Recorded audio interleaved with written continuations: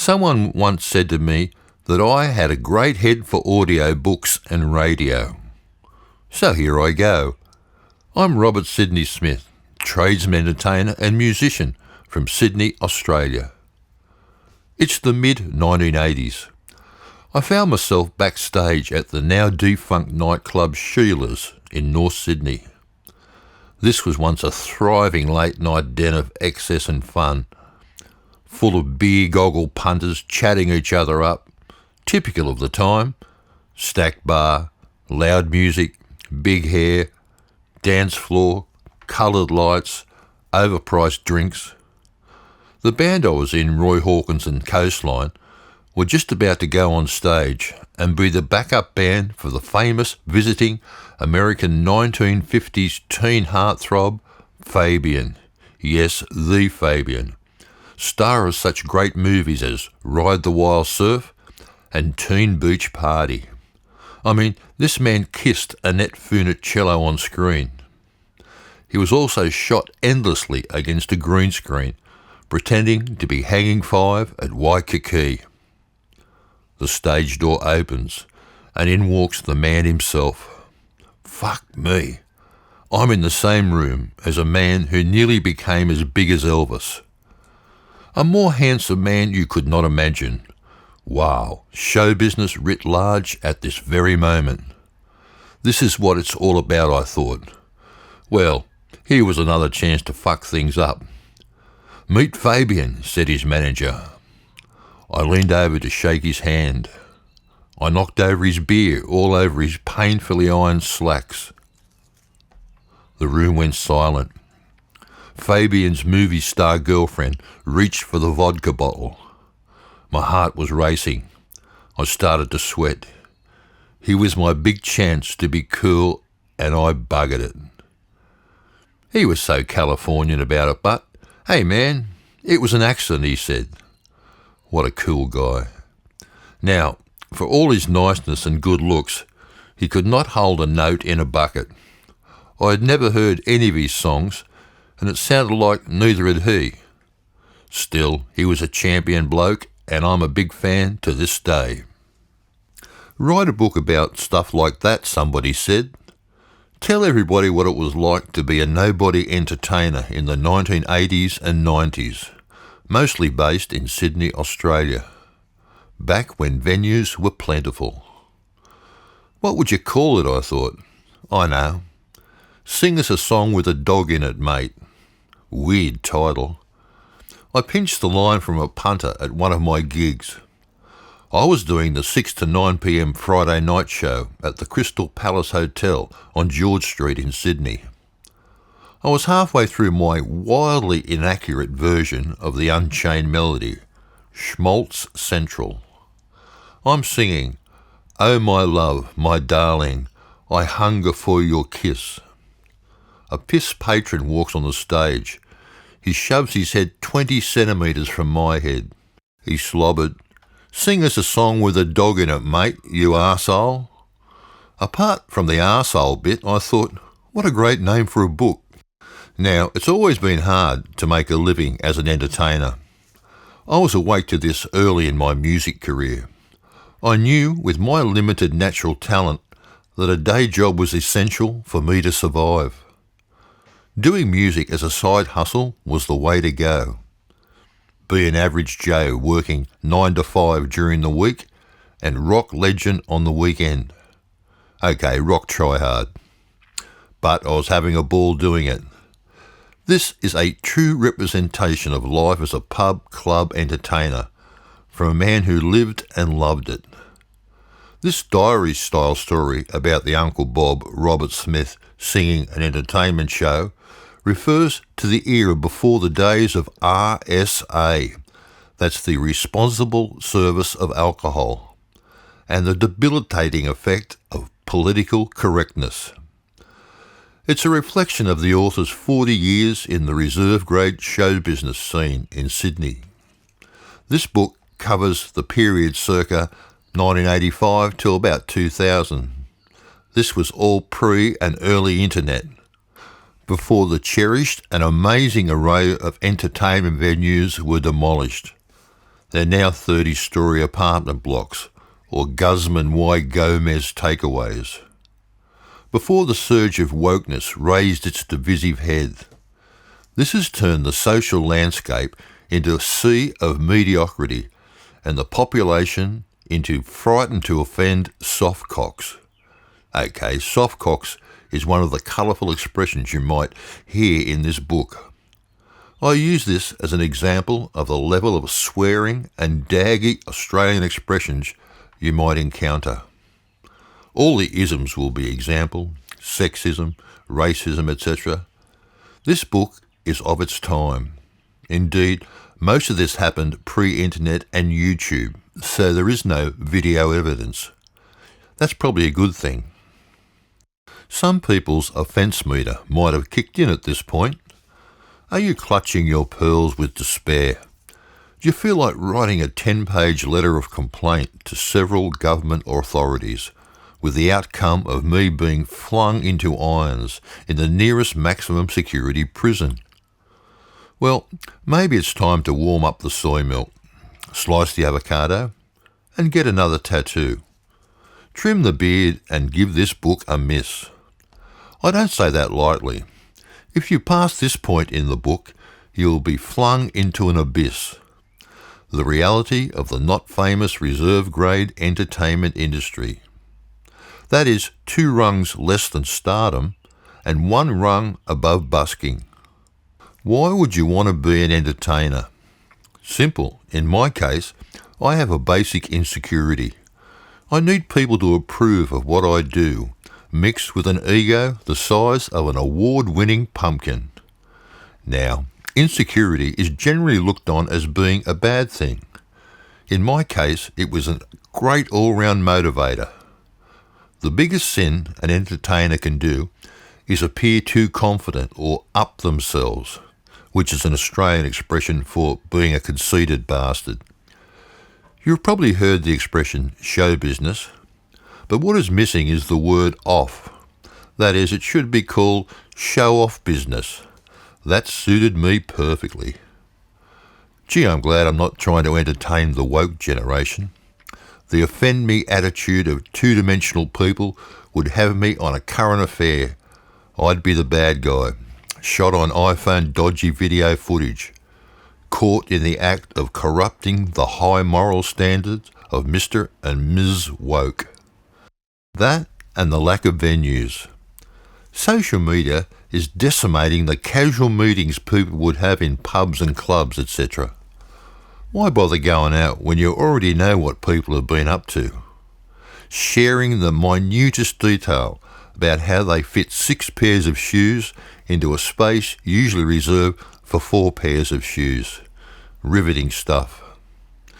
Social media, like everything, started off with the best intentions of connecting people. It has evolved into a look at me, aren't I cool, please, please, please, please like me plea for approval. Along the way, it shifted the focus of people away from having heroes. They have become their own hero. Why do I say this? Well, the average Joe can now watch themselves on any device they've got, create music, videos, etc., and be the star of the show.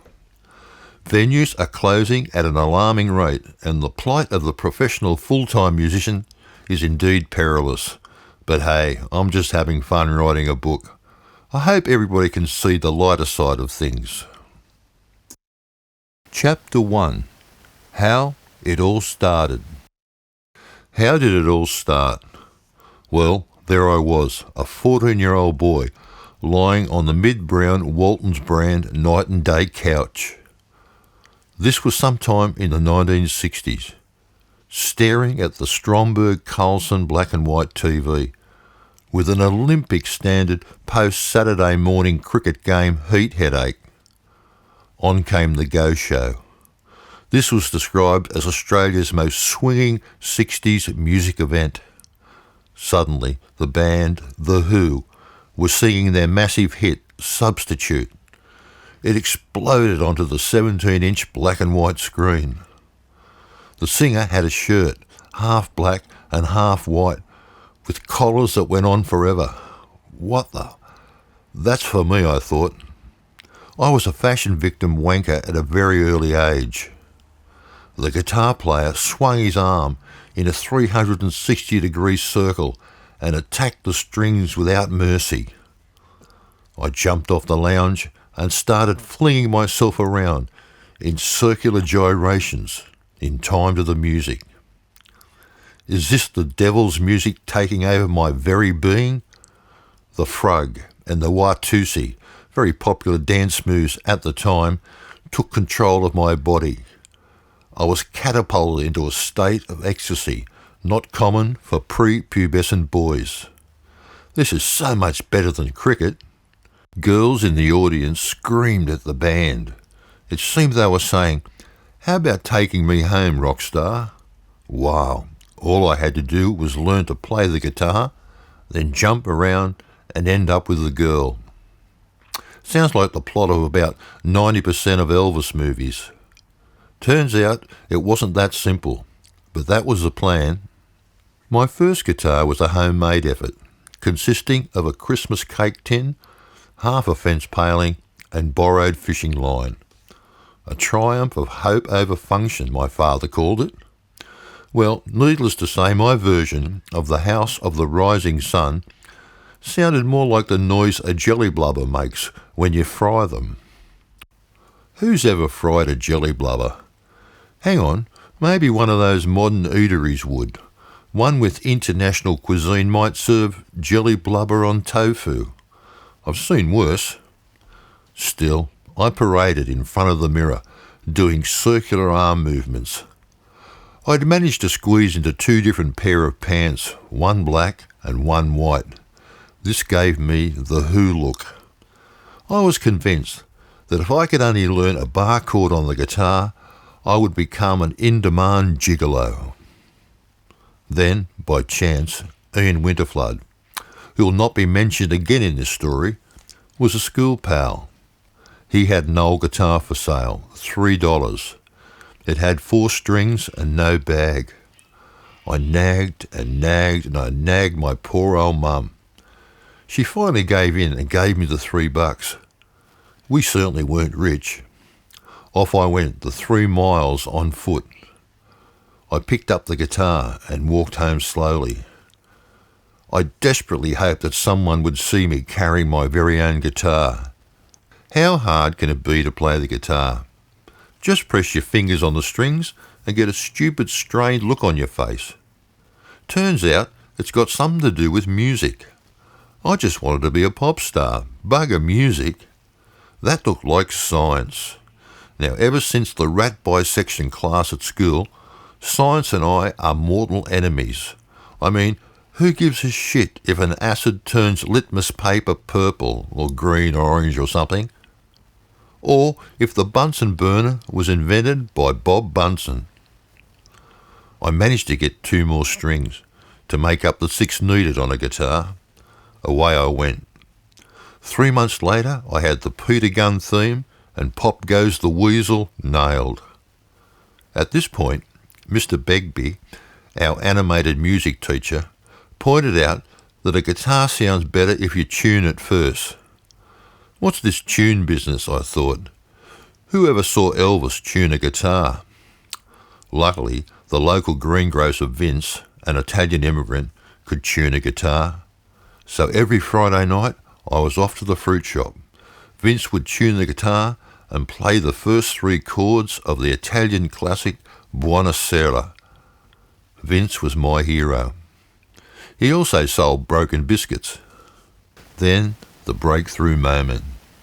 I semi-mastered the D chord and the G chord. I could change from one to the other in a less than clever manner. This, of course, was while avoiding anything that looked like timing. A chord is a number of notes strummed together with your right hand. Your left hand fingers the strings. You know, I only had to learn 1 more chord, E minor. Then, Are You Going to Scarborough Fair? The old Simon and Garfunkel folk anthem was in sight. Surely that was enough to bung on the caftan and Old Spice and break a few hearts. Well, as it turned out, there was far more to the showbiz thing. Still, my darling mum, Marcel Smith, was a constant source of encouragement. Some nights after dinner, my mum would say, "Hey Stan," that's my dad, "come and listen to Robert play Tar and Cement." Well, away I went, strum the D chord, then sing. That town I came from was quiet and small. We played in the valley where the grass grew so tall. 4 second silence, and nervous fumbling ensued. Then strum the A chord, followed by a protracted silence. My fingers then fumbled back to the D chord. By now the song had lost its mojo. Still, Mum had a grin on her face like a wanking Chinaman. She thought it was great. "Did you hear that, Stan?" she said. My mum had a secret. She'd done the Albert Chef method of piano instruction course as a kid. Not until I was 14 did we get a piano, and I found out about her hidden talent. She looked as sweet as a sugar sandwich, thumping away on our barely in-tune piano. Her rendition of Strangers in the Night sounded more like New York, New York. The massive bonus was that she could read music. Wow, I was in awe. It was becoming increasingly apparent that I had to get a basic music education. This would involve discipline, hours alone in the bedroom practicing. Fuck that. That wasn't in the plan. That would interfere with my time in front of the mirror, holding the guitar in assorted rock hero poses. Not forgetting time spent combing my hair into fashion of the day styles. It's okay to start to hate the author from this point. You probably realise that you are dealing with a self-possessed egotist.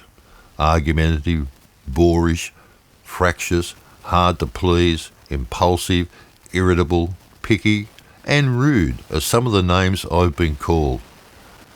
Now, they might not sound like ideal character traits, but what they do is help you believe in yourself.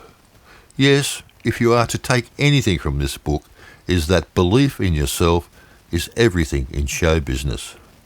That moment when the gig starts, you and your guitar are exposed to a crowd of strangers. You have to believe you've earned the right to be there. I mean, you're doing what you love and you're getting paid for it.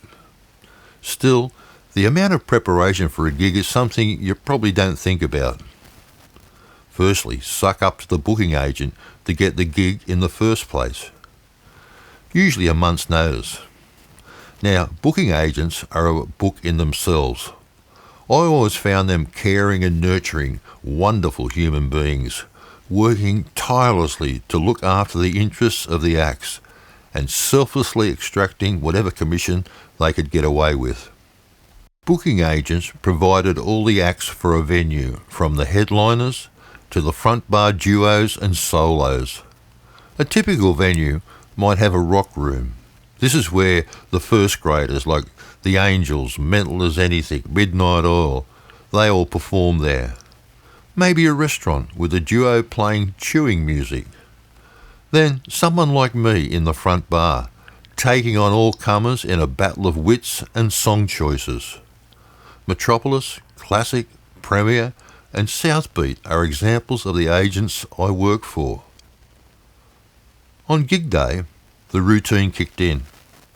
Have an afternoon nap, have a shower, iron a shirt, blow dry your hair, that's an old 80s tradition, eyeliner optional, have something to eat, restring the guitar, pack the car and drive to the gig, get stopped by the RBT on the way, unpack the car, and in the summertime sweat like a bastard lugging the PA.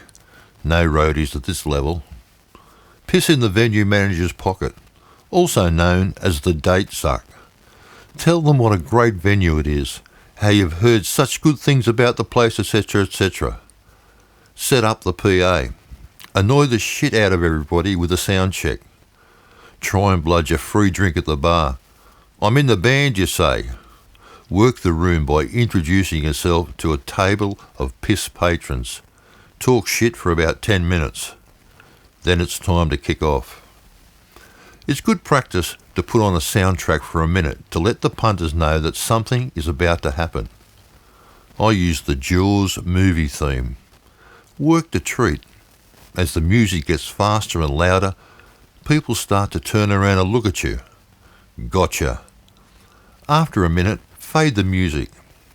If it's a small crowd, say something like, "Good evening, ladies and gentlemen. Did you all come in the one car?" If it's a very small crowd, you might say, "Welcome to the furniture exhibition." Also, start with the volume low and get louder as the gig unfolds. Communicate, communicate, communicate is imperative. Hey, but more of this technique stuff later in the book. Let me take you back to the Australia of the early 1990s. No social media, no internet, no instructional YouTube videos. You had to RTFM. That stood for read the fucking manual if you wanted to learn anything. A time when the life skills adage of you have to do something to be someone applied. That is, you had to be good at something to become famous. In the social media era, you simply have to have a cat that can hug a puppy.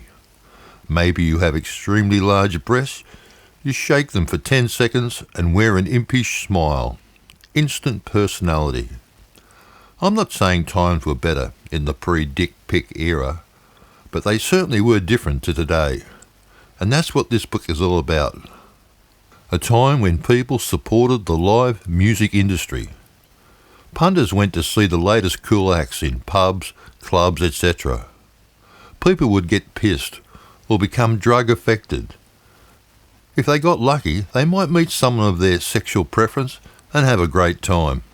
Again, let me stress, the venues described in this book happened at least 35 years ago. This was when venues had different priorities and values were different. Better? Who knows? Chapter 2. The Band Period. Most of my career I worked as a one-man show. Venues included the deck of the tall ship replica the Endeavour on Sydney Harbour, the Clock Hotel in far western Sydney in Bidwell, and some very upmarket places like the Fairmont Resort in Lura. However, you don't start as a solo act. I was lucky. I got to play in a number of bands. Here I learned the rules of stagecraft. I learned being able to play a song in the bedroom was a lot different to playing it in public. Also, how to be the last in the drink shout. I loved playing in a band. When it was swinging like a gate, that is, establishing a great groove for people to dance to, it's better than sex. Okay, that's a big call. It certainly is in the top 5 of fun things you can do. I started in a 5-piece country band with the classic name of Big Country. Our version of the classic country classic, The Auctioneer, is still spoken about till this day. I was so stage shy at the time. I laugh about it now. Nervous as buggery. I was shitting myself and stuffing up most of my painfully rehearsed guitar lines. This evolved into the more evocative name of the Georges River Ripples. We were huge in Heathcote, Sutherland, and in our own minds. Now, I was 27 years old and chronically groovy. I just returned from living in England. I had one of those 1970s early punk hairstyles and a mock Pommy accent. I would end each sentence with cheers like Pommies did. This was an effort to sound like an international adventure guy. I was far too cool for country music. Turns out country music was way more cool than me. I'd never heard of Merle Haggard or Ernest Tubb or Connie Smith. Here's me thinking country was 3 chords, domestic tiff apologies, and driving into town to put a deposit on a John Deere tractor. I soon learned that good country music is as clever and complicated as any other style. I was introduced to the great players, that is Chet Atkins, Roy Clark, Doc Watson, and heaps more. Here I learned the value of harmony singing and the Fender Telecaster. We wore sweat-promoting mock shiny blue silk shirts, aeroplane wing collars. Yeah, it's hard to believe they were ever in fashion. These were open to just above the navel and teamed with black waiter pants and boots. Brute aftershave usually filled the air. It was during this period that the electronic guitar tuner was invented. Best thing ever. It's hard playing in a band because of something called artistic difference. That's where I was usually right and they were usually wrong. It's a bit like a marriage. It starts off all hearts and diamonds and usually ending up in all spades and clubs. I love that expression. After the Ripples had run its race, I was ready for bigger and better things. Along came Roy Hawkins and the Rockoons, a real show band with a hot girl singer, a saxophone player, all led by one of Sydney's first Elvis impersonators, Roy Hawkins. Roy looked more like Elvis than Elvis. When he dressed up with hair slicked back and wearing Elvis's Army GI Blues movie outfit, he was enough to drive the girls in the audience crazy. I used to think to myself, it's not really Elvis. Still, women were going wild and crazy while he was on stage. The repertoire retreaded all things 50s.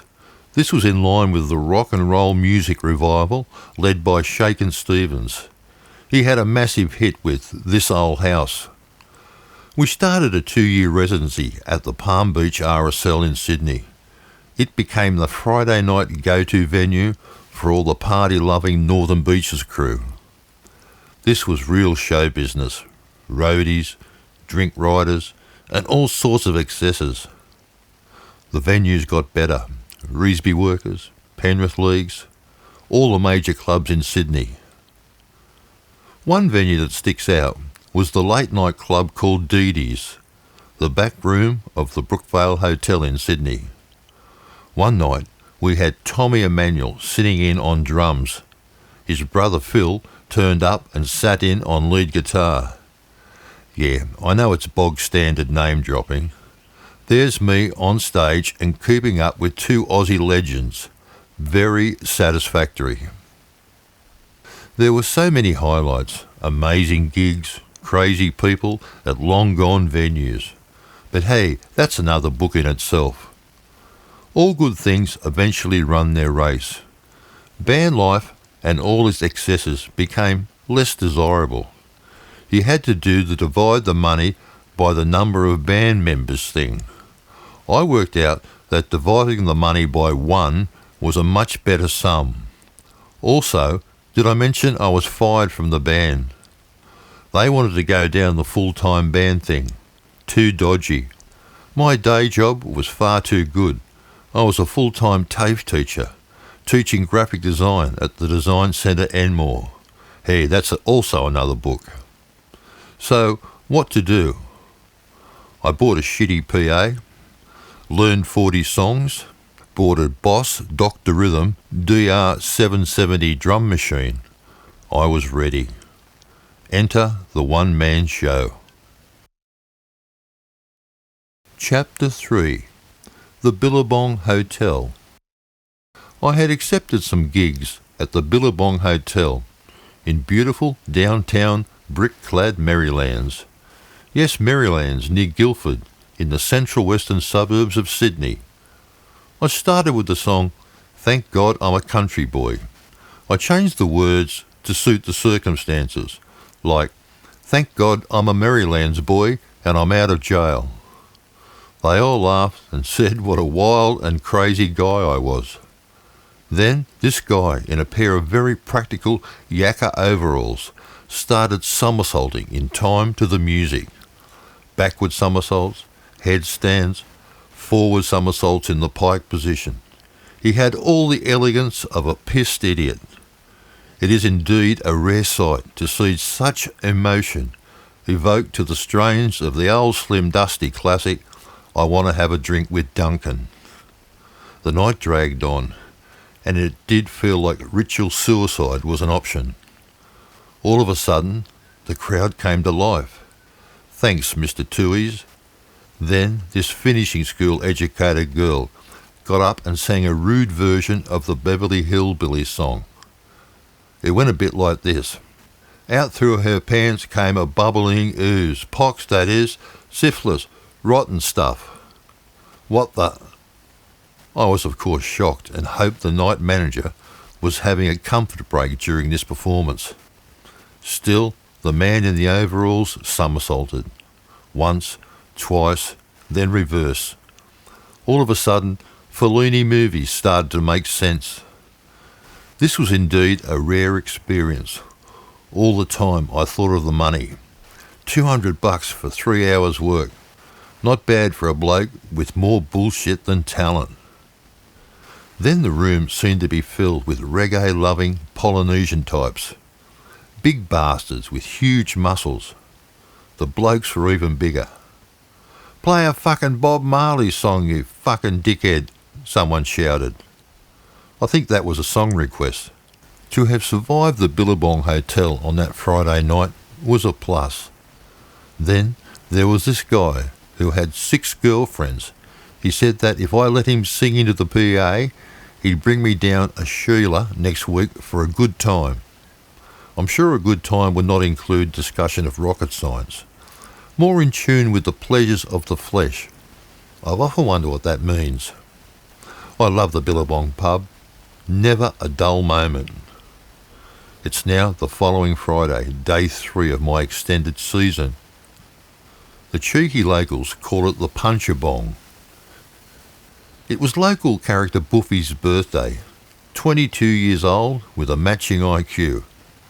He did his best Jeff Fennick impersonation, an impromptu rum and coke-fired speech about loving yous all and that. The room erupted with complete disinterest. He garbled on. I managed to process a couple of drinks myself. By 10 o'clock, I had turned up the metal box and turned into a guitar hero wanker. Extended tasteless solos and massive hair flicking. What fun that is. Then my Polynesian friends turned up. "Komati, komati," they cried. This was a signal to form a circle around a table. They increased their drinking frenzy to just short of drowning. I said to the boss, "Not many people in tonight," and he said, "Yeah, but fuck, they're drinking a lot." By the way, this was in the era before RSA drinking rules applied in venues. I think I've said that before, and that's important. By this time, our mate Buffy had reached the end of his ability to control his bodily functions. He was standing inside the men's dunny, swearing at and abusing the condom vending machine. He was raving about one of his mates who owned a nightclub up the cross. It's now the next week, and I've survived another treasured Billabong gig. Last Friday night at the Puncher Bong was a torrid affair. You guessed it. Our mate Buffy had to throw this really aggressive guy out. The atmosphere was electric. Buffy grabbed the rowdy guy and proceeded to turf him out. Then they started trading punches. Beers went everywhere. Women started screaming. Still, the man in the overalls somersaulted. The saga continued in the bottle department and out on the street. Buffy was swearing and the other guy was mumbling through a mouthful of busted teeth. His girlfriend in the I Dream of Jeannie outfit was hysterical. Beauty, I thought. It was a chance to finish early. I told the boss the situation was out of hand and I finished 20 minutes early. Air punching time. Did I forget to mention I'm a card-carrying coward? All this Buffy blokey stuff is not for me. As Woody Allen puts it, in case of war, I'm a hostage. Long may the Billabong keep the punters of Merrylands watered and fed. It's an amazing piece of Australian culture. Good on you, Billabong. Chapter 4. The St George Sailing Boat Club. It's now a beautiful Sydney Sunday. I had just survived 4 hours at the St George Sailing Club. What a place. Keith Langmar, previously Secretary Manager of the Avalon RSL, hired me to get the locals motivated. The age range was about 3 to 70. Lots of scope to retread every year from Rolf Harris to AC/DC. I set about communicating with the crowd, talking to them directly through the microphone. Not a murmur. You could hear an ant fart at the end of each song. "I'm over here," I yelled, "under the 18-foot open sailing shield, just to the left of the picture of Her Majesty." I tried humour, tried singing, tried karaoke, zilch. I know, I'll try the if all else fails position of audience abuse. "What do you do with the money you save on clothes, mate?" I aimed at this fashion challenge punter. A perfect reply came back. "You're a dickhead, mate." At last, breakthrough. Like any publicity is good, any reaction is good. It's a small world. A guy who had caught my act at the Guyamea Hotel was in the audience. He demanded I let him sing Hound Dog, segueing into me and Bobby McGee. He looked like Harry Belafonte. He smelt of Old Spice. He sounded like Flipper. It's funny how the untalented are so free to exhibit their wares. He was a lot of fun. I tarted up the backing to make him look better. I'm sure it made his day. Then the highlight. A rather boyish-looking woman got up and sang April Sun in Cuba. She brought the house down. "I'm tired of the city lights," she sang. The folds in her sensible mid-season jumper distorted to the movement of her tummy fat. Her very matter-of-fact short hairstyle added a certain magic to the colour and movement of the whole affair. The crowd went wild. She gyrated to the beat and kept an admirable distance from the melody. As the climax of the song approached, she was joined by a pissed idiot. He commenced to do the Nutbush City Limits dance. In a frantic moment, his right knee collected her right on the bum. She hit the floor with a less than graceful inward 1.5. Gee, I wish I had a camera. Turns out they were married. Again, I stressed this was in the days before RSA and lockout laws. That's why they call them the good old days. It's now Sunday, and your loyal pen person has just completed another 4 hours at the St George Sailing Club. The afternoon started with furniture exhibition syndrome. That is, more empty chairs than punters. Entertaining is a funny business. By the end of the shift, the place was groaning, full of sunburned, boat-sailing St George supporters. I had them enchanted with my rapier wit and advanced piss-taking. A girl who looked like Lisa Simpson got up and dribbled into the spare microphone. I think it was country and western dribble, as I was playing a C7 chord at the time. The crowd loved it. Doesn't that give you the shits? 10 years of scales and practicing the guitar. All you have to do is dribble into a microphone to get applause. Nobody ever tells you that at guitar school. The bright and enterprising young manager endeared himself to me by offering me a sum of money. I took it gracefully. I proceeded to undertake the time-honoured practice of the date suck. That is where you tell the manager how impressed you are with the venue, the friendly staff, etc. How much you enjoy playing the gig. It should be major surgery to extract yourself from the manager's arse at the end. Most satisfactory. Help. It's now Saturday, and I have just finished the gig from hell. St George Sailing Club. I tried to follow Rodney Roode, legendary funny bastard, with his slick, irreverent show.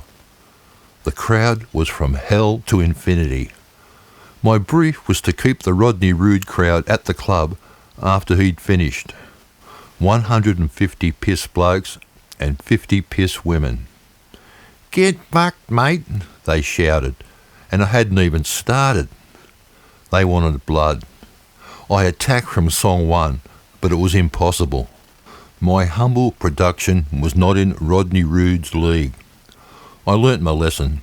Always go on before the headline act. After, and you are cannon fodder. What, and give up show business? All was forgiven the next week, so it was back to the St George Sailing Club on the tidal shores of Botany Bay. Arrived completely buggered. I'd done a gig at the Maroubra Hotel that saw me hit Pillow Point, or Blanket Bay, at 5 a.m. the previous night. The car park was really full. They must have heard I was playing there that day. Turns out that it was the Botany Bay 16-foot Sailing Championships regatta. Lots of Lacoste shirts and stocky men. Men dressed up as ship's captains. Apparently these were the important people, like the Commodore and the Assistant Commodore. Their roles appeared more Gilligan's Island than practical. There were kids, Southside yuppies, beer lovers, and retired people. That was the demographic facing me. Where do you start? The song Dream Lover seems to offend the least amount of people. This huge crowd ignored me with a combined passion. Indifference reigned. Beauty, I thought. I was completely buggered, witless, with a body stuck in power-saving mode. A sea of two-tiered hairstyles sat before me. Lots of those boating shoes with lace around the outside as well. Most of the conversations were borrowed from rugby union scrums. Is there a God? Think of the money, I thought. New York, New York, followed by no particular place to go, and I was out of there. Performing is like playing Test cricket. Form is everything. It is so easy to lose focus, pretending you are a star. Indescribably unsatisfactory. The following Saturday, between 5 and 8 p.m, found me again at the St George Sailing Boat Club, nestled on the expanses of Botany Bay. Great location. About the crowd, 45 kids between 2 and 8, creating havoc, sticking their little fingers into their noses, getting under everyone's feet. Adults, consisting of some hardcore drinkers in softcore fashion, their husbands, a table of pot-headed Polynesians, plus a group of 20 newly parented people, holding their little poo factories and goo-gooing at them with beer breath. The PA sounded great, and I was keen to have a big hit out. Unfortunately, the crowd was showing all the symptoms of death. Complete indifference reigned. The pool tables were more popular and attractive than me. I had to cope with crying kids sitting next to me on the platform they call a stage. Think of the money. That is the only thing that gives a bit of light in this perilous situation. Relax. Just have fun, I thought. From that moment on, the banter came freely. The comatose crowd began to show signs of life. Meanwhile, the parents were becoming increasingly pissed and rowdy. I matched their aggression with well-rehearsed wit. I survived until the evening came to a close. Here is a couple of classy jokes that I heard on the day. Why did the Scarecrow win an award? Well, the answer is he was outstanding in his field. Or, what do the Starship Enterprise and toilet paper have in common? The answer is they both contain the captain's log. Now that last joke is a good example of Australian larrikinism. This has been crushed under the weight of political correctness. It has shock value, a victim, and a modicum of dagginess. Most humour is based on those three things. Now, I'm no expert, as anyone who's seen my show will attest. I found to cut through to an audience, you must please or annoy them to get any response. I spent most of my time annoying and harassing punters, bordering on satisfactory. The St George Sailing Club is a great venue with one of the best views in Sydney. Great people, and usually they're easy to pump up for a bit of Hi-jinks. Certainly worth a visit, and I'm looking forward if I ever go back there again. Good on you, St George Sailing Club. Chapter 5. The Brookvale Hotel. Let's move a little closer to home. One fine Thursday found me at the Brookvale Hotel. What a place. I started at 7 p.m. and followed one of those really classy girly shows. That's where ample-chested young girls writhe around in their underwear. This is designed to make men in overalls buy more beer. The men were all complete gentlemen. They were free with their encouragement for the young girls. Things like, "How about a fuck, darling?" one yelled. Or, "Show us your tits" was popular. Then the girls did simulated sex acts, like lying all over each other. Most men stood around with their hands in their pocket. Very stylish. Back to me. Started aggressively and ended up manic. The place went wild. 70 men wearing a fashion range designed at the Billabong Hotel. They chanted, sang and farted along. One punter yelled out to me, "Didn't you hear us? Show us your tits." This is a strange place. The night was swinging like a gate. I was in my final song, an unaccompanied version of the old Frank Sinatra chestnut, "My Way." Then the fight started. It was like an old-fashioned movie western bar brawl scene. A sea of high-vis vests and overalls were involved. Former Newtown front rower and venue manager Ron Morris was in the thick of it. He and 3 big bastards were locked together in a flurry of punches. They waltzed across the room towards the card machine. Bang! One by one, the machines fell over. Glass everywhere. People screaming. Blood everywhere. And me standing there with my beloved Fender Stratocaster guitar. I shit myself. Fuck this, I thought. I'm out the door quick smart. I packed the PA in 11 minutes and was gone. Quite an interesting evening, really. Had a bit of a good time. Most satisfactory. It's now the following Thursday, and back to the Brookie Hotel. There was a marked lack of the previous week's fight contestants. Some had been barred after the intense male bonding activity of the previous week. The girls were on again. Writhe, squirm, thrust. I could hardly contain myself. The crowd of beer-breath men went wild. Then it was up to me. "G'day," I said. What a wit. A slow start, no stationary start. I was in one of those questioning type moods. I was trying to equate to myself the relationship between show business and standing in the corner of the public bar at the Brookvale Hotel. What the heck, it's the money. The usual show-offs were there. They got to help me sing everything from Puff the Magic Dragon through to Highway to Hell. All in all, a most uneventful night. No fights, sort of bordering on satisfactory.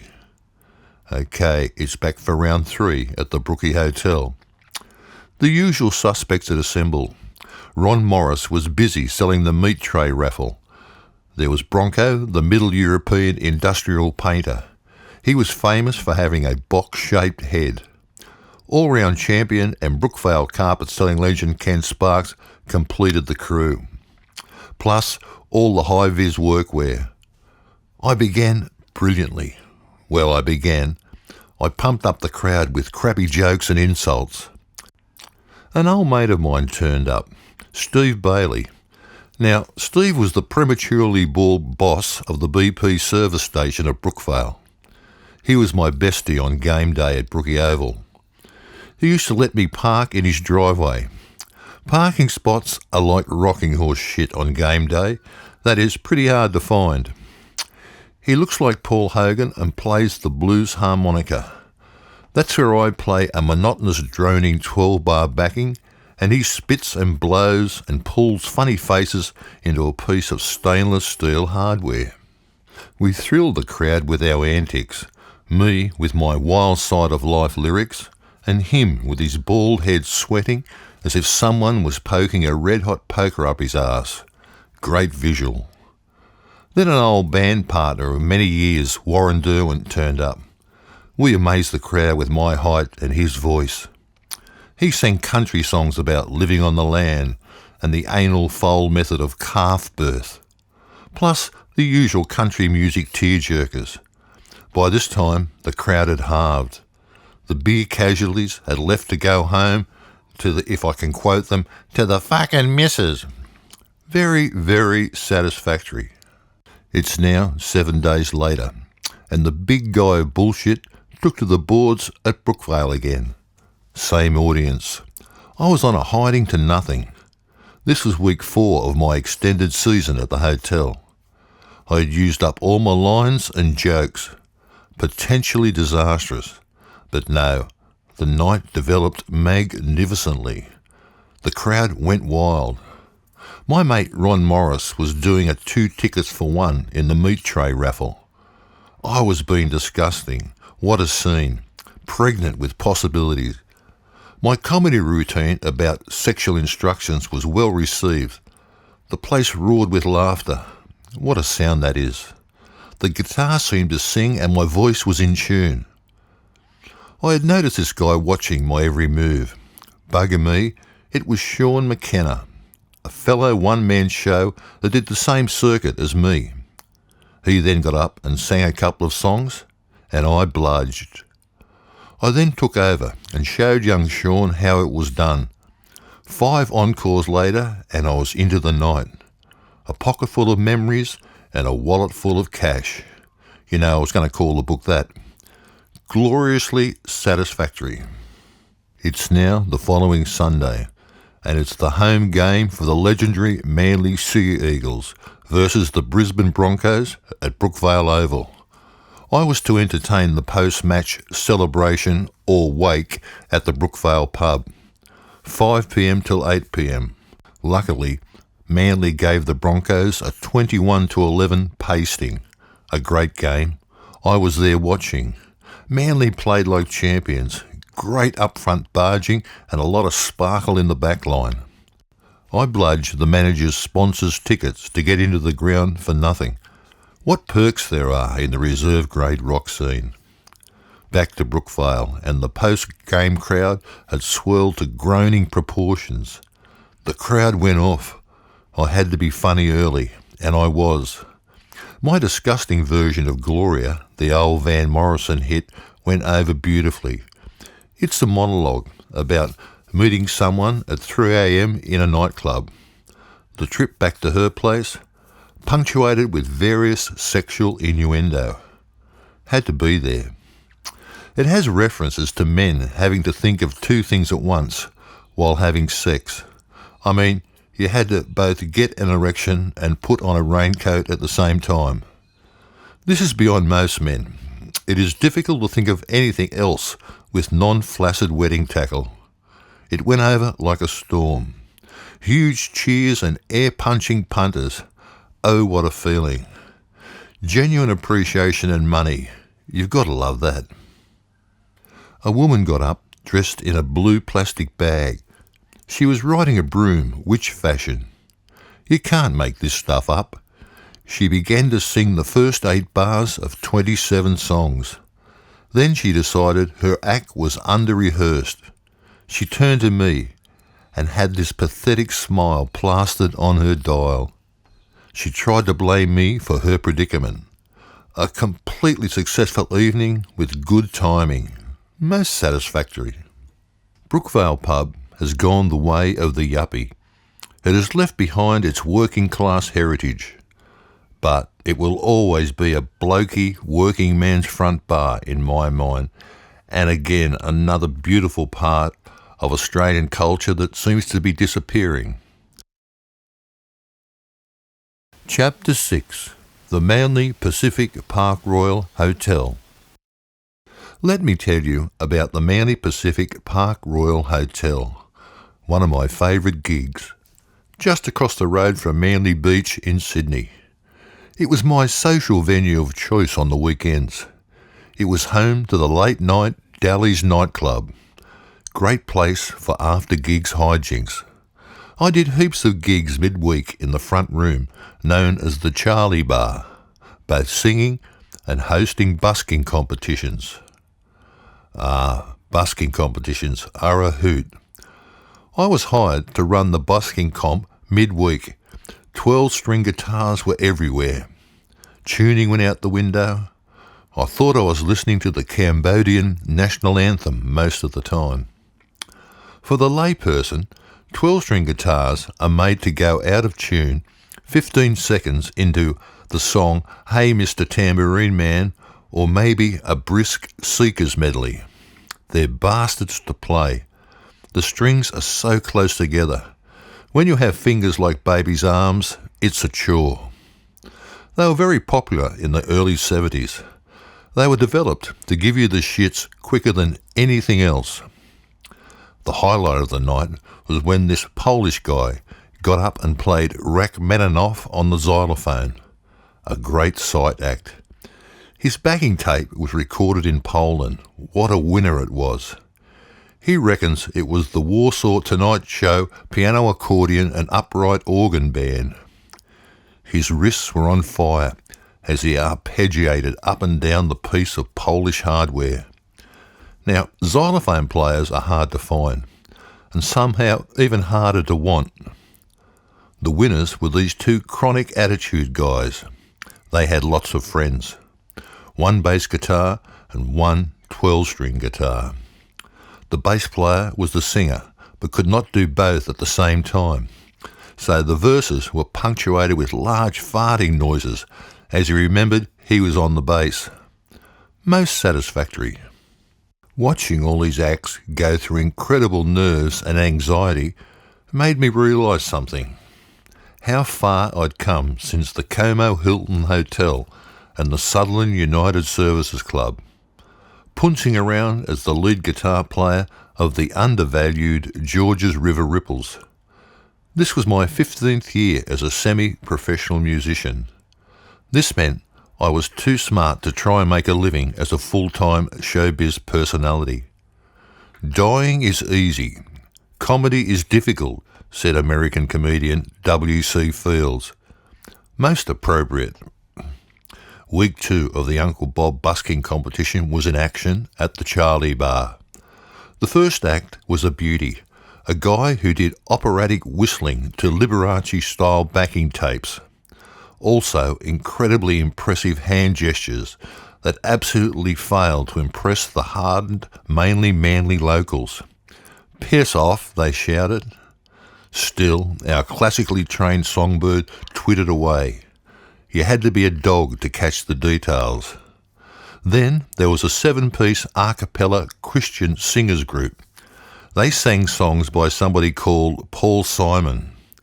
They chose one of those African-type songs with words like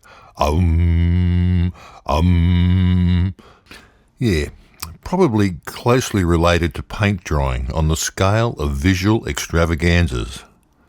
Then there was a young guy who sang a song about his 2-year-old daughter. A good singer, good looking, with lots of friends. He played a fucking 12-string guitar. But that's not the best part.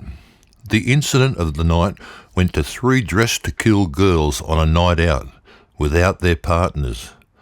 They seemed to adopt me at the end of the night. One was stunning, tall, Nicole Kidman lookalike, poison black hair, piercing cobalt blue eyes, and a smile to soften the hardest heart. This one thought I was wonderful and witty. I think that's what she said. She demonstrated this with erotic rubbing of her inner thighs against my unsuspecting torso. Had I mentioned she was pissed? I knew she was joking. She said the 3 girls wanted to take me to the penthouse of the hotel for a night of antics against the laws of nature. Fat chance. These girls were engaging in the time-honoured game of prick-teasing. Darn. Week 3 of the busking competition. A big crowd and good bar takings. I kicked a few goals and even got the manager of all managers, Ken Dunn, to shout a drink. No easy task. A former student, Andrew, was in the heat with 3 other guys unplugged. The singer felt every word as the $2 guitar chainsawed away in the background. The drummer was building a shed at the back of this ear-destroying landscape. Still, they won. Good looks and lots of friends helped. Other luminaries included 2 little guys. I mean little. One looked like a blow-up Asian Arnold Schwarzenegger with egg legs. The other was bald and shorter. The crowd expected death thrash metal, but they played Billy Joel numbers and elevator instrumentals. Good one, Robbie, shouted Scott, the bar manager. See you next week. Week 4 of the busking started with Ken Dunn, manager supremo, and 7-foot-tall Scott, his sidekick, greeting me in the bar. We got a problem. 2 of the acts have dropped out. That leaves a total of 5 acts. Now, this is not uncommon in the reserve grade entertainment industry. Inevitably, some act will let you down. That's why the songs Hotel California, K-San, MacArthur Park, and Bohemian Rhapsody and others are great. They last forever. Perfect to kill a bit of time and stretch a set's length. Still, you'd have to be game to play MacArthur Park. It is the silliest song ever written and a bitch to play. On you, Jimmy Webb. Act 1 was a solo guitar singer. He was in the last busking competition. He attracted 1 vote. I don't think he even voted for himself. Act 2 was someone called Damien. It seemed like all the entrants were named Damien. He won the last busking competition. A local boy with massive support. Damien had everything. Good looks, great songs, great voice. He topped it off with a handful of minties, which he tossed into the crowd. Bribe 101. Nice touch. Running a busking competition is hard work. Setting up each act and putting up with egos bigger than the talent base. To stretch the night out, I did 3 songs, coupled with some tasteful audience abuse. The next act was great. They had an impossibly good-looking singer, plus pretty good musicianship. Alas, they had a bonus in attitude. It takes time to understand that entertainment must be pitched at the level of the audience. Never give the impression that you are any different from the crowd. Be with them, not on top of them. Hey, take my advice. I'm not using it.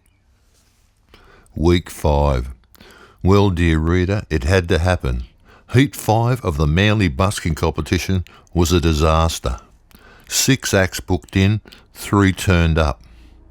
The crowd was in single figures.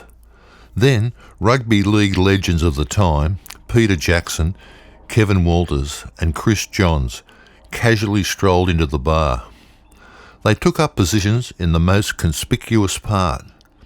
Needless to say, they had 1 drink, checked out the lack of nubile willing young ladies, and bolted into the night. This left me with a long night and very little talent.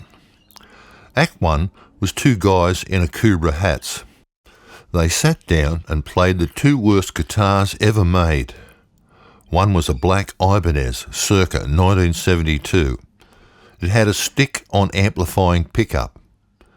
Its sound reminded me of my mother's Hoover twin-tub washing machine on the rinse cycle. The other one was a tribute to Willie Nelson, a nylon string Martin circa 1856. It was the pissiest sound you've ever heard, and it did not like amplification. Their voices were like the noise a cat makes when you accidentally tread on its tail. Act 2 was a strange man in a mid-blue casual sports shirt and tailored trousers. He sang unaccompanied and untalented. He agonisingly sang, "Any day now, any way now, I shall be released." Then he swung into shit. I can't remember. That's how much his performance was etched into my life experience. Act 3 was two guys who had previously appeared in my last soiree at the Manly Pacific. Two state-of-the-art dickheads with attitude to burn. Quite talented, but a severe charisma bypass. The room seemed to be full now, with Act 3 supporters. They looked a special to win the night. But wait, a girl dressed in a denim shirt, jeans and a pointy nose turned into Act 4. She brained them. Confident, good voice and good songs. She won. Perhaps her rather ample bust was a contributing factor. I heard one of the punters yell out, "Dead heat in the Zeppelin race there, darling." I think that's a pommy mating call. Heat 6, the big night. All previous heat winners up against each other. The Charlie Bar, named after the legendary snooker player Eddie Charlton, or was it Boy Charlton, the bloke who could swim a long way, I'm not sure. It was pumping with anticipation. The grand final, $500 to the winner. The place was packed. My banter was just enough to excite the throbbing masses into a pre-RSA drinking frenzy. Wednesday night at the Charlie Bar, and all the barmen were sweating. Most satisfactory. The first act in the final was the two attitude guys, bar humbug. These guys were talented. They looked good, but they were conceited pricks. Born to rule was their rule. They soon put me in my place. "Hey mate, plug me in and hurry up." Oh, how I muddied their sound. You would have to be a Geiger counter to catch the details. Damien was next, a genuine, unaffected and nice bloke. He wooed the crowd with Chris Busker-type originals. Then came the duo Into Vision, a largish girl in a black hat and one of those strong, mysterious, silent-type guitar players. He let the guitar do the talking. Just as well, a backstage conversation prompted me to search for the nearest gas oven to stick my head in. Then came a Kiwi man, and you guessed it, he was massacring a 12-string guitar. He sang very long songs like Desire by U2. He wore a vest. It was surprising how few vests the contestants wore. Paint drying. Then came my friend Andrew's band. They sounded and looked great. They belted out their original songs with gusto and ferve. Then the highlight, my rendition of the Bohemian Rhapsody, complete with mass crowd accompaniment. You know, it takes a bit of bottle to sing the hardest and most complicated song in the rock repertoire, only armed with a $5 voice, to pissed idiots midweek.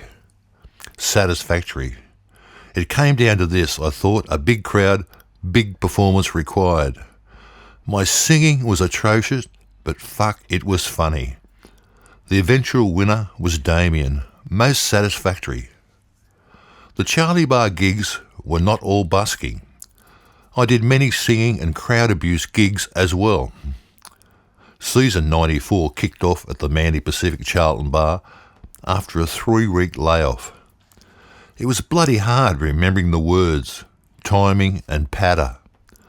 Even choosing the correct outfit to wear was a struggle. The crowd ranged from grunge-affected 17-year-olds through to 50-year-old divorcees. The usual sprinkling of American, English and Swedish backpackers gave this place that international feel. Shit, what a mixture. The evening was both incident and interest-free for the first 2 sets. Then, about 10:30, the assembled throng began to realise I was actually there, not on the video. A few well-chosen songs like the old Robin Archer beauty, Dicks Don't Grow on Trees, and Always Look on the Bright Side of Life. A couple of timely insults directed at the worst-dressed punters really helped. "Geez, mate, What do you do with the money you save on clothes? This seemed to liven the crowd to a state of mild indifference. I thought, I'm working too hard for bugger all response. Think of the money, as I always did. Generally satisfactory. Well, fellow music lovers, Captain Secord has found himself on Australia Day at the Mountie Pacific Hotel. My support act was the Australian debut of the American game called Dueling Gladiators. That's where two players stand on raised circular platforms, then belt the shit out of each other with padded poles. All this while wearing a bicycle helmet.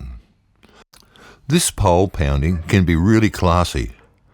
This went on for 2 hours as the crowd's interest waned to 3% above bugger all. So then it's my turn. Start with Wipeout, followed by aggressive witty banter. The crowd went mild.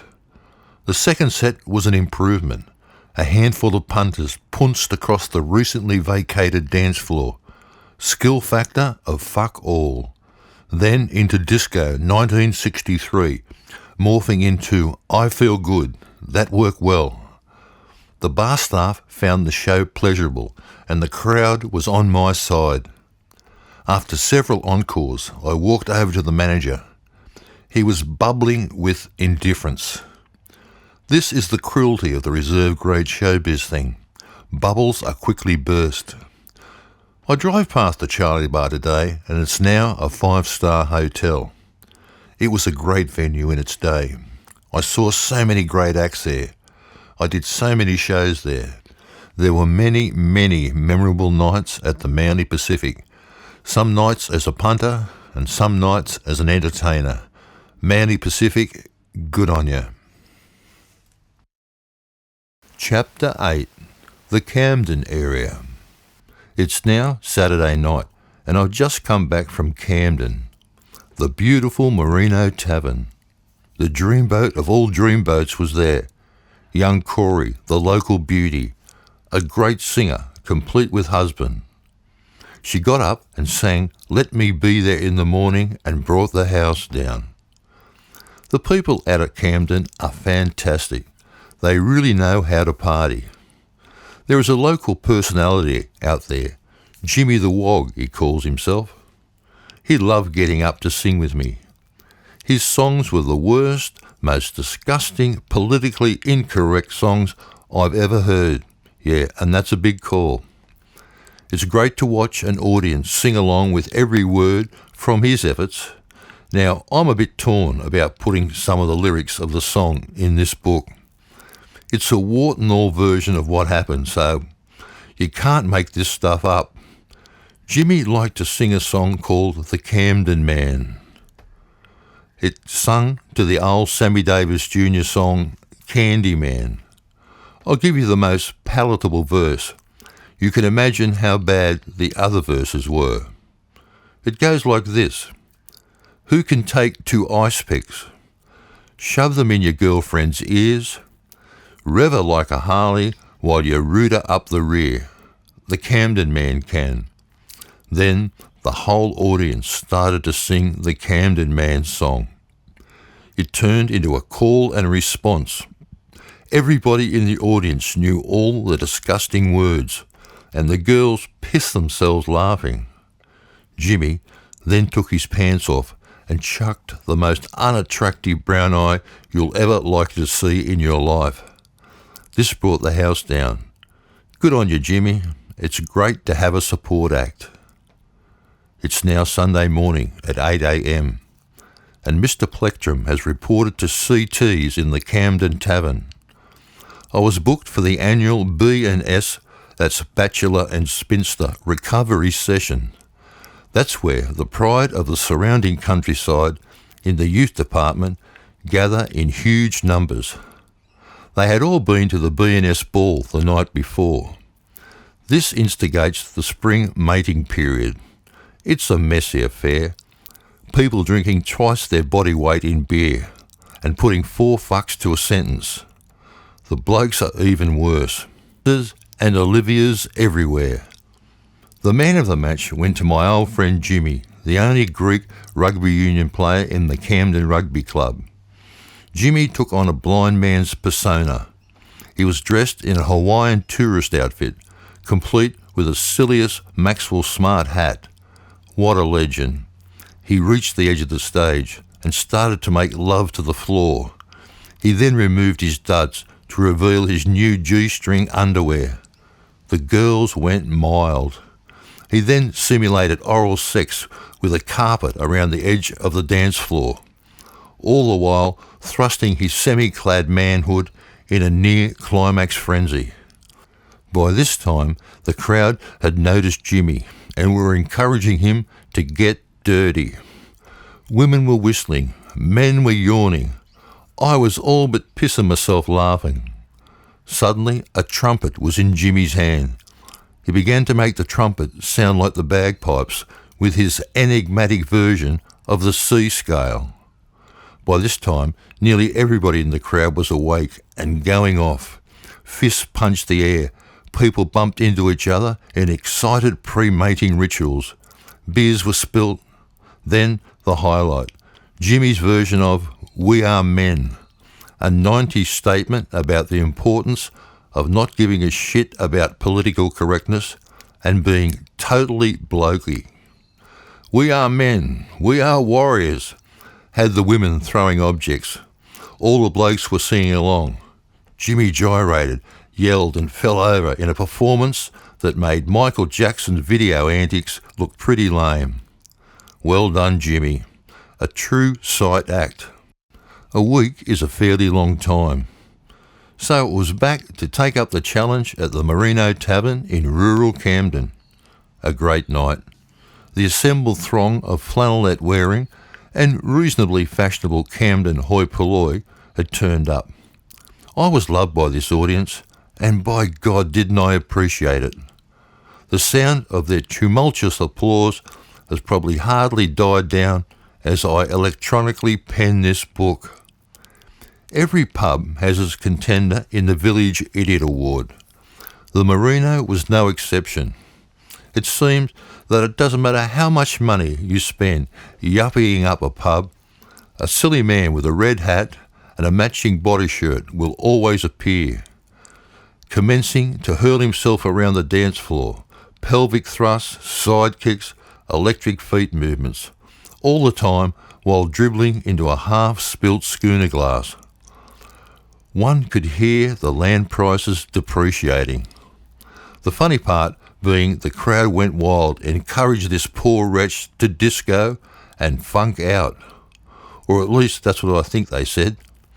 His antics were a perfect spoil to my urbane and smooth banter. Most satisfactory. You've got to love Camden and the Merino Tavern. The people are amazing and always up for a party. A great community pub. Good on you, Merino. Chapter 9. The Mona Vale Hotel. Let's get back to the beaches. Back to the fantastic Mona Vale Hotel. Friday nights were solo night in the front bar. What a great hotel, with a great rock tradition on the northern beaches of Sydney. I felt atrocious at the start.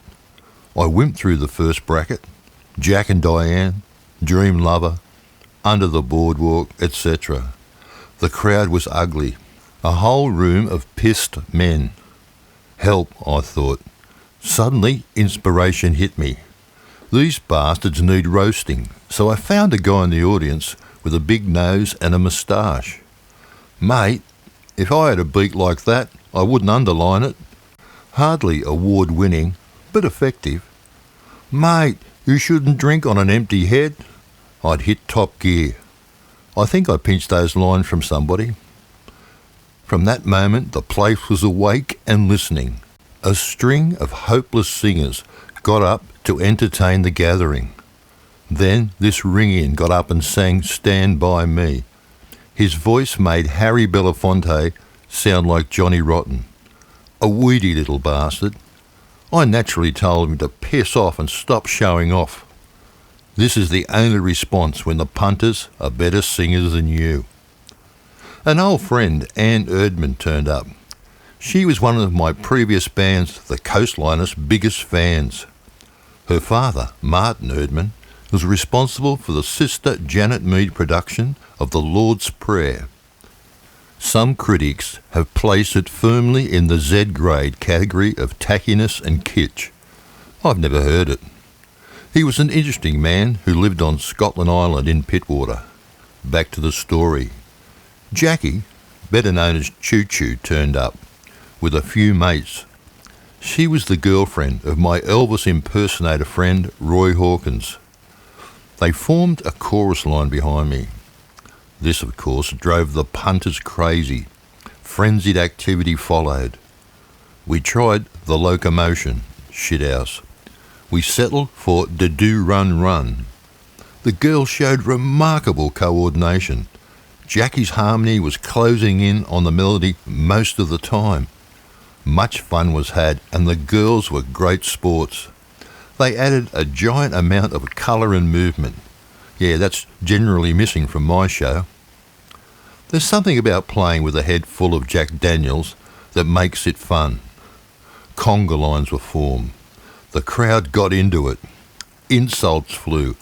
People danced in their own personal space. Most satisfactory. The next Friday found our zany guitar picker at the Mona Vale Hotel again. Big crowd, very pissed. I had to bludgeon my way into their hearts with abuse and daggy repertoire choices. Dave, a regular with long hair, was there. He played the drum machine in the House of the Rising Sun. A funny guy with a great look for a drummer. Sort of glazed eyes and pronounced forehead. Drummers are always the butt of musicians' jokes. What makes a noise and hangs around with musicians? The answer is the drummer. Mona Vale Hotel had a rock room upstairs. Bands like Kevin Borridge or the Screaming Jets might play in that room. It also has a downstairs front bar for the workers and dedicated pissheads. This was typical of the hotel setups in Sydney in the day. Nearly every pub had live entertainment before the scourge of DJs took over. Generally satisfactory. It's now Saturday, and Mr. Music was back at the Mona Vale Hotel. The audience was in a state just short of the need for intensive care. Legless women and men. Every 5 minutes a schooner glass would hit the floor as a pissed girl would punch her boyfriend in the stomach.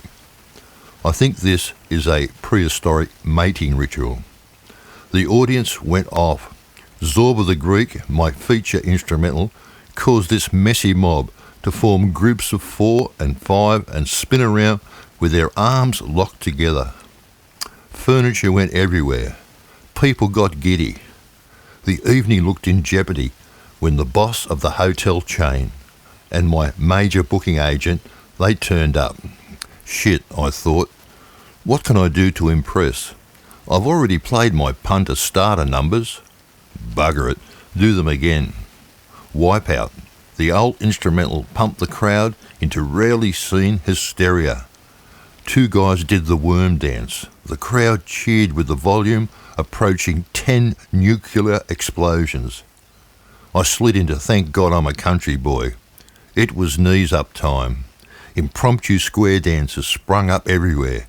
Men in Hawaiian print shirts were strutting their stuff. Then into the killer. New York, New York. By this stage, the crowd was at my mercy. Oh, what a feeling.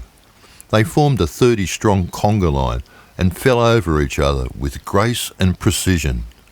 Meanwhile, the boss and the agent were watching all this, hopefully aware that I had more people watching me than they had in the upstairs rock room for the Enormous Horns. Now, the Enormous Horns are an amazing Sydney band, 14-piece. If you ever get a chance to see them, do it. They're amazing. This was unbelievable. Kicking goals right in front of those who matter. Extremely satisfactory. The next Friday found this stringed assassin dispensing his individual brand of tripe to the assembled throng at the Mona Vale Hotel.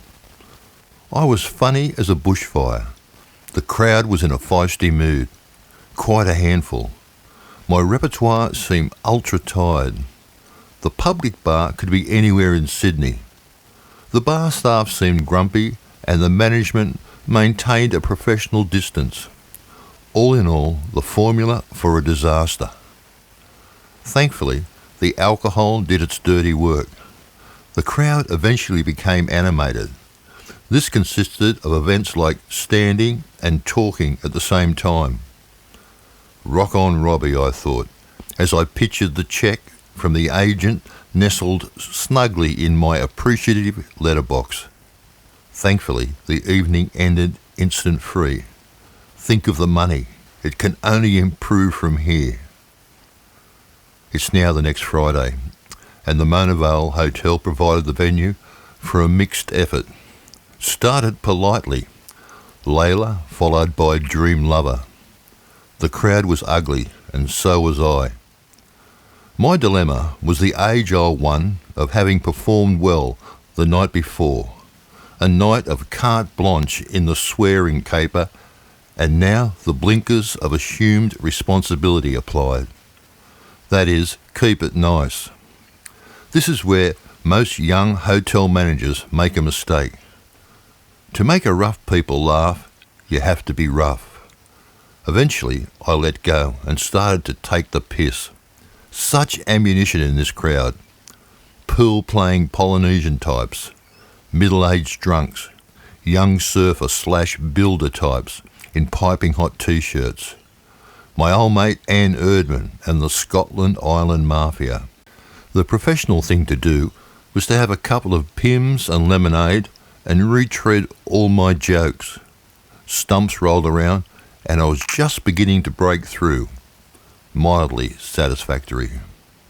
Well, 7 days had passed and I was off to do my string thing at the Mona Vale pub again. I felt and looked like a bag of shit. I kicked off with Layla. Everybody was legless when I started. That is, they'd been drinking all day and they were already abusive and loud. Get stuck into the jack bottle. It's the only approach. Luckily, an old friend Greg was there, so I picked on him. I could feel a big innings coming on. The piss guy got up and sang a great song.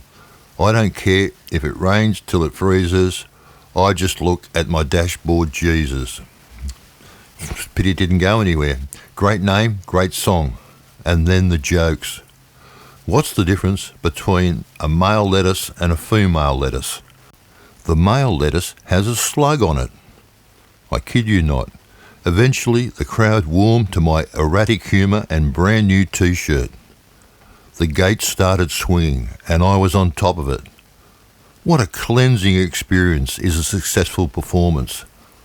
I wonder if it will ever happen to me. Pushed on through the Bohemian Rhapsody and into Zorba the Greek, and rounded off the evening with my ad-lib Highway to Hell. Most satisfactory. Hell. Gig from hell. Friday at the Mona Vale Hotel public bar. A crowd made shitty by the last 3 days of torrential rain. This is where the crowd of stubby-wearing types have been unable to work at their respecting building trades. It's funny how one can sense an ugly mood. Well, needless to say, the first set was a struggle. My tired repertoire groaning on, and the crowd getting uglier. There was genuine venom in their rapport. 60 of them against me. My sort of odds. As for me, I thought, fuck it. It can't get much worse. Then a local identity got up. He was wearing a lemon-yellow jumper with a ring of pink diamonds around the centre. A matching canary-yellow t-shirt underneath, with breath that was coming from the North Head sewer outlet, untreated. He got up and sang Born to be Wild. Well, needless to say, the crowd switched their remorseless abuse to this fine tribute to early 80s fashion. I joined in. Mate, the bloke who sold you that outfit must have had a sense of humour. Suddenly, there was light at the end of the tunnel. The crowd swelled, and my wit momentarily returned for the second set. Oops. Incoming charisma bypass. My delivery was laboured. The crowd began to get the better of me. Off I drifted into a mind picture of me trading my guitar for a water cannon, then applying it freely on those casually dressed arseholes in the crowd. It is lucky I'm one of life's pacifists. Some say coward. Down the evening sank into the depths of shithouse. I was singing like a crocodile on speed. My wit was on holidays. Vulnerable? Too right. It's only an hour to go, I thought. Then 59 minutes to go. Then 58 minutes and 40 seconds, etc. By midnight, the crowd had slimmed down to about 45 hardcore examples of an excellent case for condom wearing. Bitter, twisted and pissed. By the end of the night, I was shell-shocked, ego in tatters and ready for a substantial bout of recreational stimulant processing. I limped out to the car, packed the PA and into the rainy night. A new depth of unsatisfactory. Hey, don't get me wrong. Mona Vale Hotel was a great supporter of live Australian rock and roll talent. It was a massive privilege to perform there. Mona Vale Hotel, long may you rock. Chapter 10. Corporate or private functions.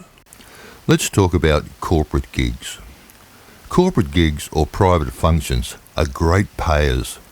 One night found me at the Oktoberfest festivities at a Sydney Surf Club life-saving clubhouse. Clubbies are people who like to bung on the swimwear and zinc and patrol the beaches. In the summertime, they spend most of their time rescuing pissed pommy tourists. They know how to handle boards, skis and boats, but most of all, they love to party. There's an old surf club tale of how the sweep, that's the bloke who stands up in the back of the surf boat, is chosen. Clubbies are lined up against a wall.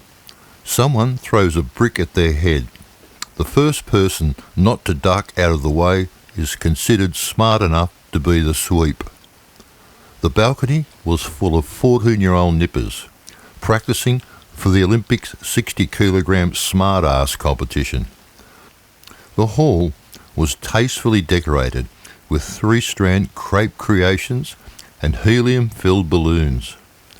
The adults all sat inside at tables of 8. There were free bottles of what tasted like decanted vinegar. The food would have been recognisable if it had been served a month earlier. There were both rowers and swimmers, and some who could do both. All the wags were there.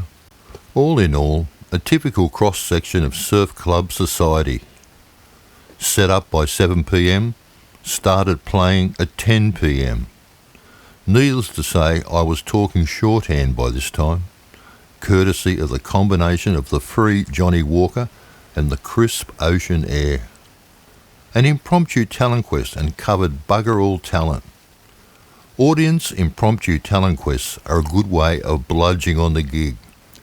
Get the audience to do the show, and you take the dough.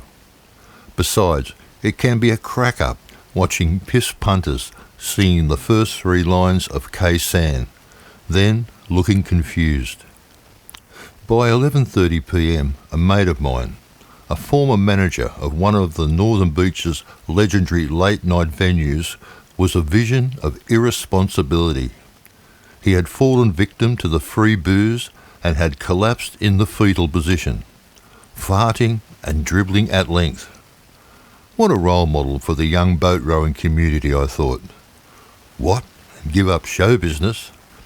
The evening finished abruptly when one of the survivors started to stack chairs right in front of me. What a classy thing to do halfway through Stairway to Heaven. Beauty, I thought. Here's my chance. I thanked the audience from the bottom of my wallet and escaped. By now, you're probably thinking that playing in the reserve grade rock scene is more like a contact sport than a creative artistic endeavour. Too right, that's the fun bit.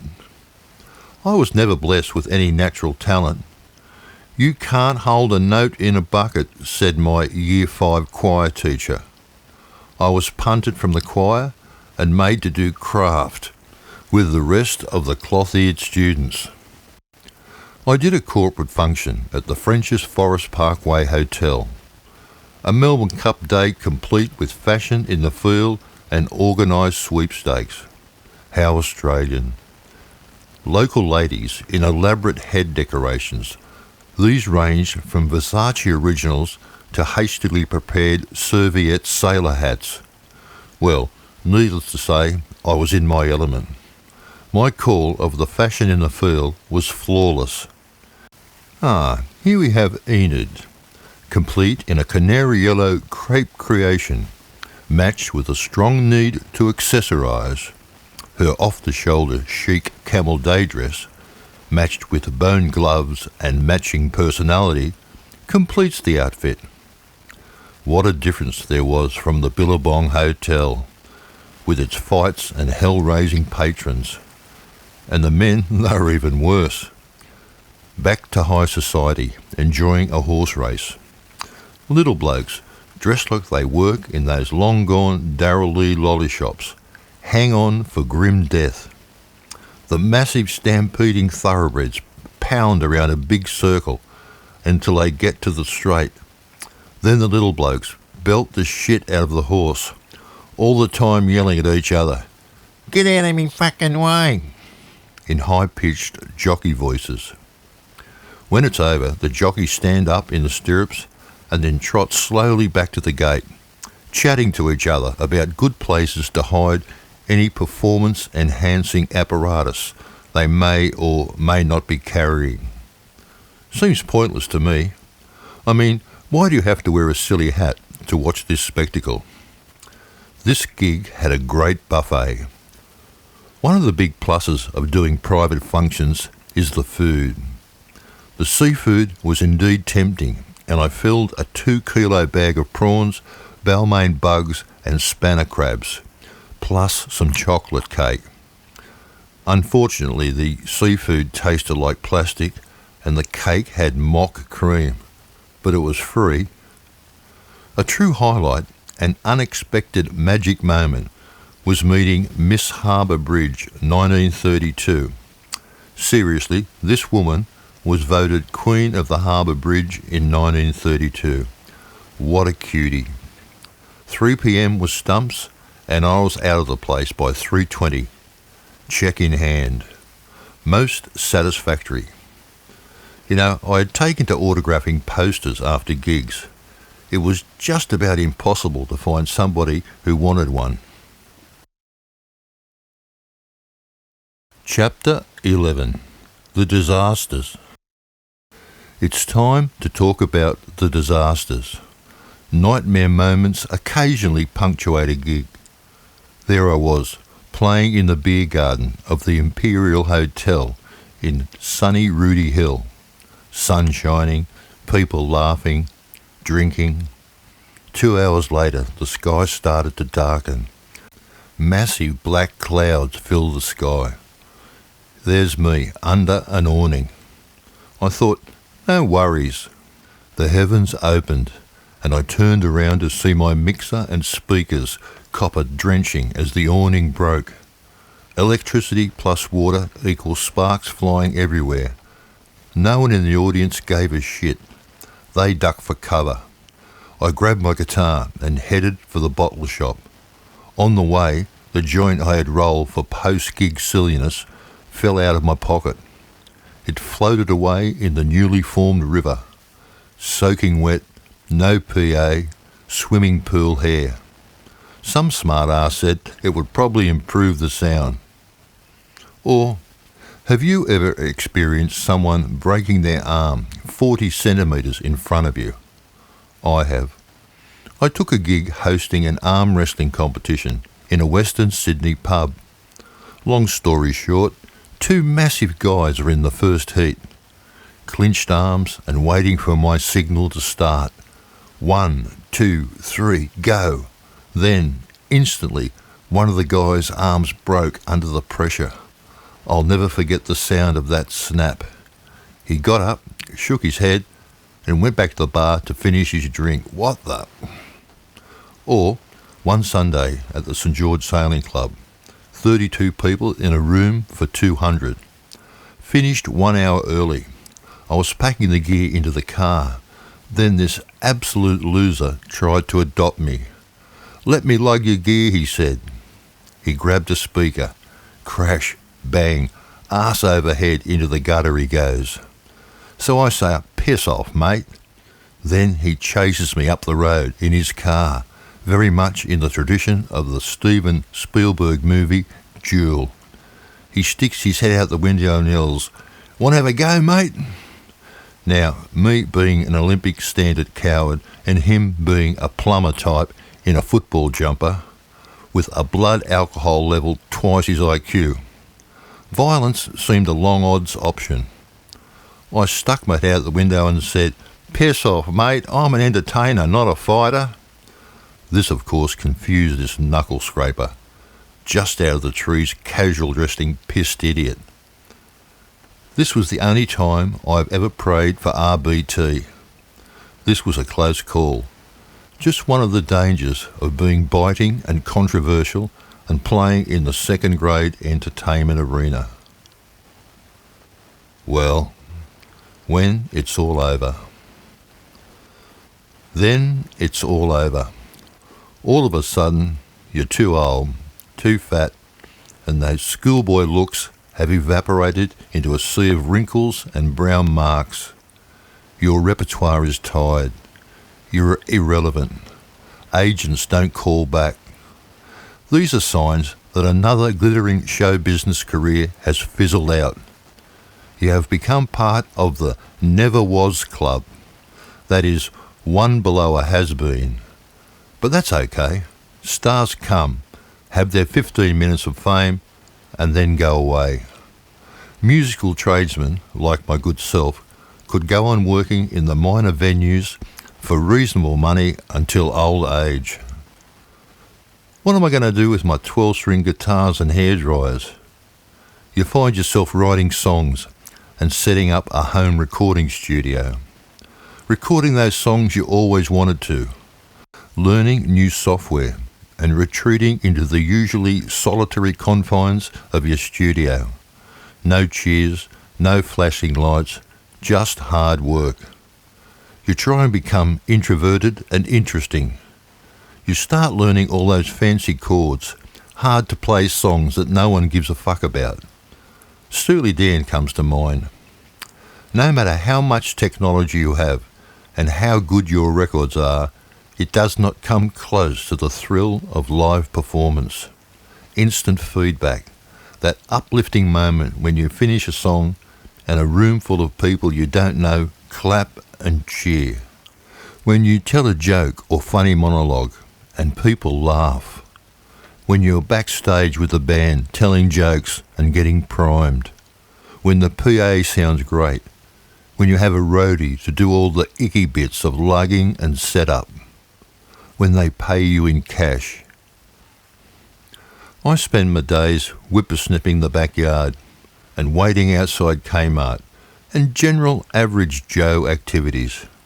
You spend afternoons at the Art Gallery of New South Wales, which is a classy affair. You look at postmodern Russian constructivism mixed with finger painting. Boulders suspended from the roof to create a feeling of boulders hanging from the roof.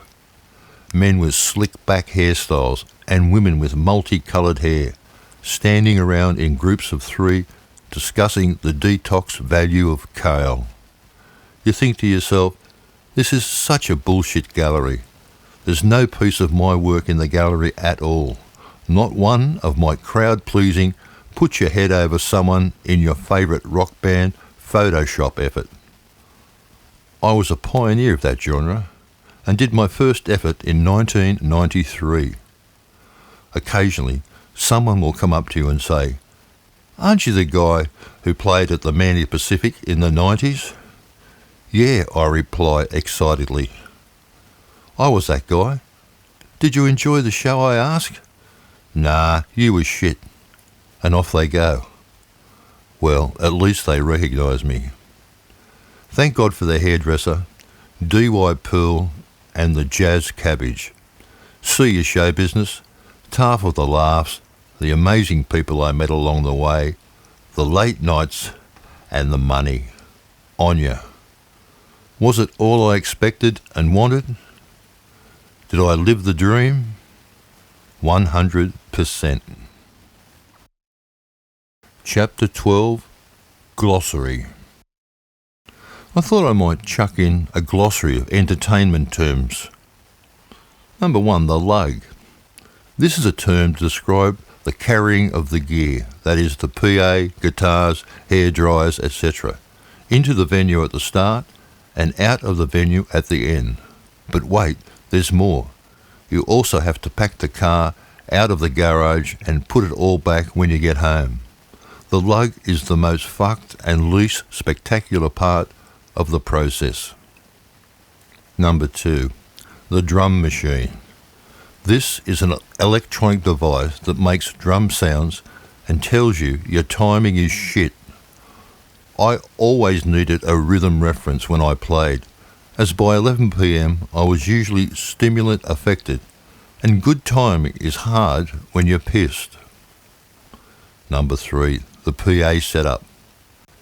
You have to lift the speakers up onto the stands, wire up the mixer and the amplifier, tune your guitars and place them on the stand. Test the microphone by saying lines from movies. My favourite is from the best rock and roll piss take movie of all time, Spinal Tap. Testing, testing. This is mic number 1. Isn't this a lot of fun? I know, small things amuse small minds. Put the iPad on the mic stand. Forget to turn the screensaver off, so it comes on halfway through a song you've forgotten all the words to. Gaff tape everything down. Number 4, the PA breakdown.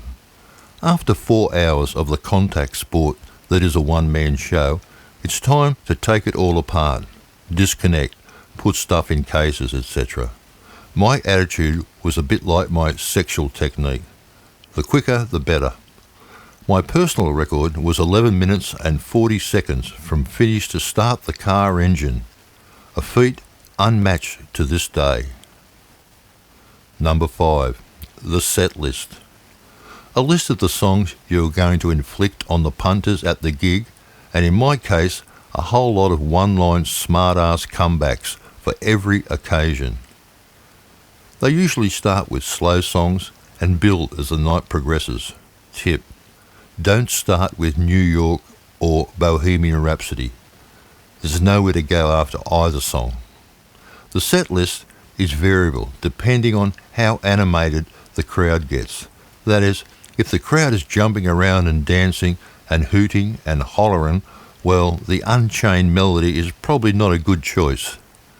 Don't be scared to play Achy Breaky Heart, K-San, American Pie, Hotel California, or Lola if requested. It'll soon be over. Number 6, roadkill. Meaningful overnight one-off post-gig sexual encounter. Number 7, the backing track. Who needs a band when you can record your own or buy professionally played band arrangements? I'm a bit torn here. I did years with just a drum machine and a guitar. Then cassette backing tracks, onto CD backing tracks. All the time, I always thought that this was cheating. Backing tracks allowed you to develop your drinking problem as they always perform the same, whereas the talent can be a bit hit and miss.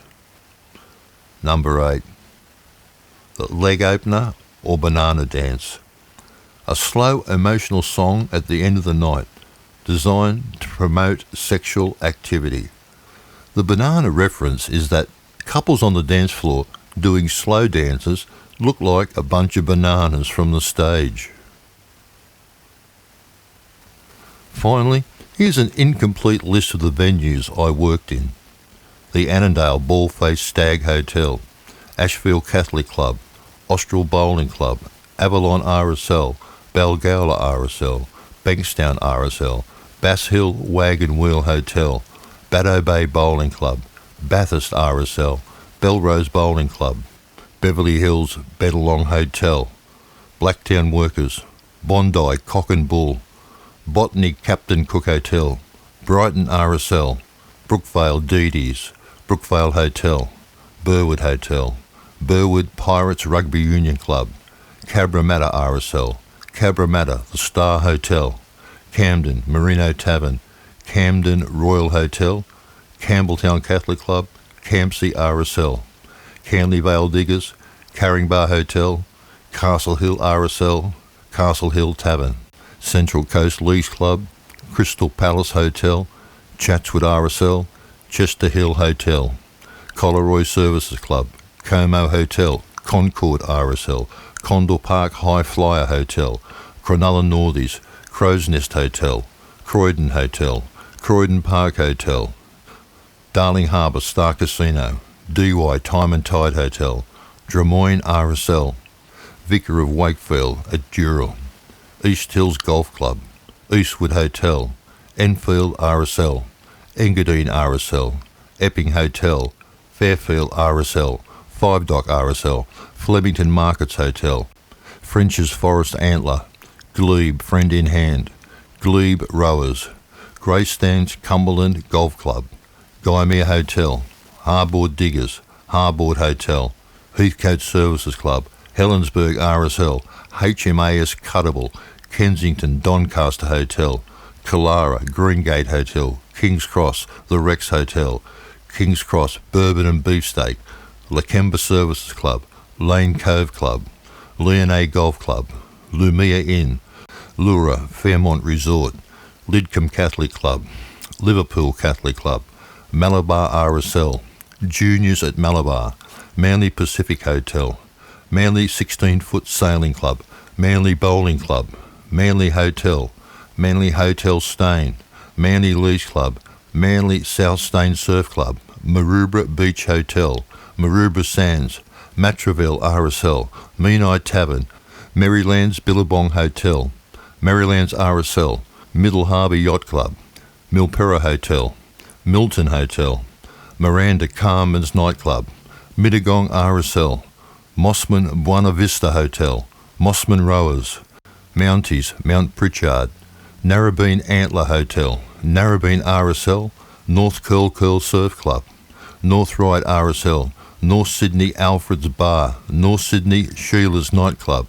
Northbridge Floyd's Hotel, Oatley Hotel, Paddington The Courthouse Hotel, Palm Beach Golf Club, Palm Beach RSL, Palm Beach Surf Club, Panania RSL, Parramatta Royal Hotel, Peakhurst Inn, Pennant Hills Patrick's Hotel, Penrith Australian Hotel, Penrith Panthers, Penrith Red Cow Hotel, Penrith RSL, Picton RSL, Pittwater RSL, Port Kembla RSL, Piermont Hotel, Quakers Hill Tavern, Raby Hotel, Ramsgate RSL, Redfern Cauliflower Hotel, Redfern RSL, Revesby Hotel, Revesby Workers Club, Riverston RSL, Riverwood Hotel, Rooty Hill RSL, Sans Souci St George Rowing Club, Sans Souci St George Sailing Club, Seven Hills RSL, Smithfield RSL, Smithfield Tavern, South Curl Surf Club,